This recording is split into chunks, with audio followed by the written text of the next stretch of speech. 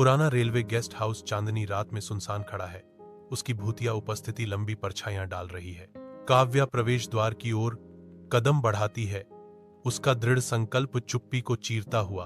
अपनी आंखों में दृढ़ संकल्प के साथ काव्या भूतिया गेस्ट हाउस में प्रवेश करती है, उसकी रहस्यमय बातों का सामना करने के लिए तैयार। वीरान हॉल के अंदर काव्या की आवाज एक घोषणा के साथ गूंजती है, मैं इस अफवाह को गलत साबित करूंगी। खामोशी लौटती है, अब भारी, क्योंकि काव्या की चुनौती हवा में लटकी हुई है, अनुत्तरित। आधी रात को घंटी बजती है, क्योंकि काव्या अपने कमरे में अकेली बैठी है।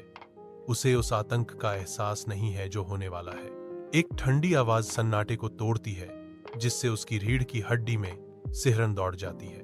दर्पण टुकड़ों में फट जाता है और एक छायादार आकृति टूटे हुए अवशेषों से रेंगती है। आकृति फुसफुसाती है, काव्या, मुझे पूरा करो। धुंधले कमरे में छायाएं अशुभ रूप से नाचती हैं, क्योंकि काव्या बिस्तर पर बैठी है। उसकी आंखें अविश्वास से खुली हैं। आत्मा के ठंडे शब्द गूंजते हैं, मेरी 30 साल पहले हत्या कर दी गई थी और मुझे न्याय चाहिए। एक भयावह अल्टीमेटम हवा में लटका हुआ है, मेरे हत्यारे को ढूंढो या तुम मेरी तरह बन जाओगे। काव्या के भीतर डर जिज्ञासा से लड़ता है, क्योंकि वह स्पेक्ट्रल अनुरोध पर विचार करती है।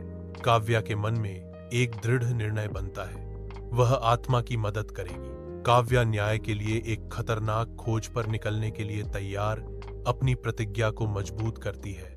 एक स्पष्ट खुलासे के क्षण में काव्या आत्मा के हत्यारे को उजागर करती है, जिससे अप्रत्याशित आतंक की एक श्रृंखला शुरू हो जाती है। उसी समय गेस्ट हाउस में आत्मा ज्वाला में फट जाती है।